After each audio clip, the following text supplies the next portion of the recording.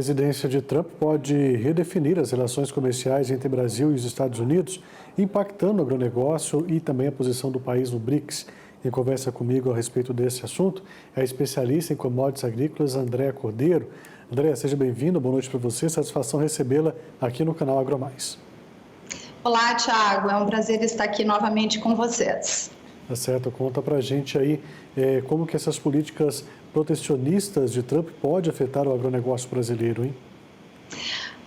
Eu costumo dizer que Trump ele não é imprevisível, ele é intempestivo. E discurso de campanha do governo Trump, ele sobe sim, ele sai dos palcos, dos palanques e ele entra para o gabinete. Então, essas ações com relação a taxações já fazem parte de uma pauta dele, extremamente nacionalista, e o mercado já vinha, obviamente, se antevendo a isso. Claro que entre você ter um discurso nos palcos, nos palanques, e ter uma assinatura, uma determinação, vai aí um espaço.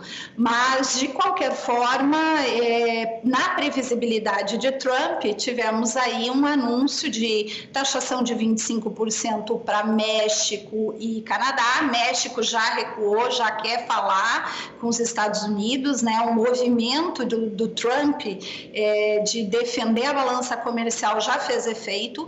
México, a presidente do México quer conversar com os Estados Unidos, Canadá não, e China já está avisada que será taxada em adicionais de 10%.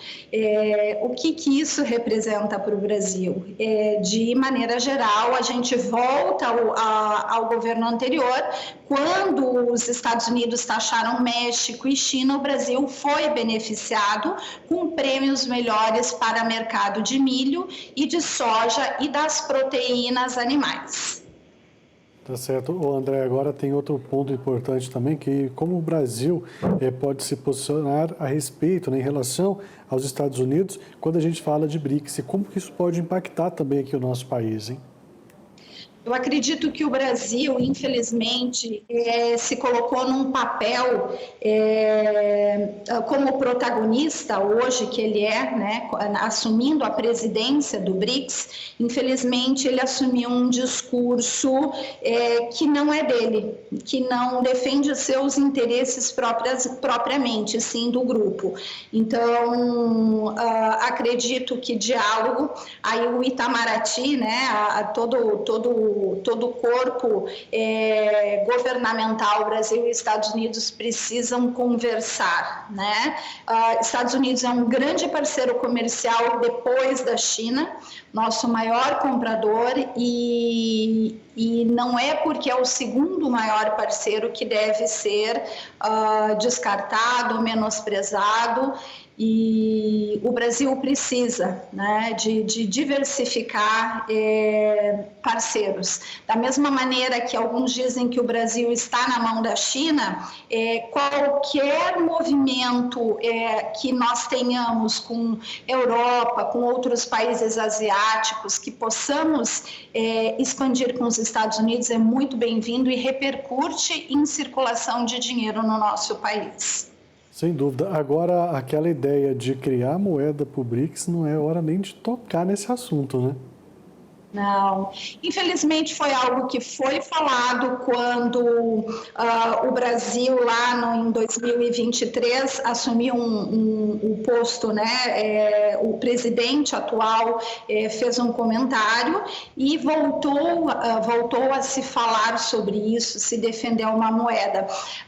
Vamos lá, no aspecto macro, o dólar corresponde a mais de 90% das transações. E se falar neste momento de pós-pandemia, de tantos desafios, né? Se falar na construção de uma nova moeda que vá contra o dólar, chega a ser até um contrassenso. Tá certo. Para nós finalizarmos, quais as oportunidades e os desafios que podem surgir para o Brasil com esse novo mandato de Trump? Bom, são inúmeras e não só para o Brasil. Quando a gente imagina os efeitos de uma guerra comercial, eu sempre digo que nenhum dos países envolvidos na guerra comercial ganha. Num primeiro e num segundo momento. Depois a coisa se acomoda e se buscam novas parcerias.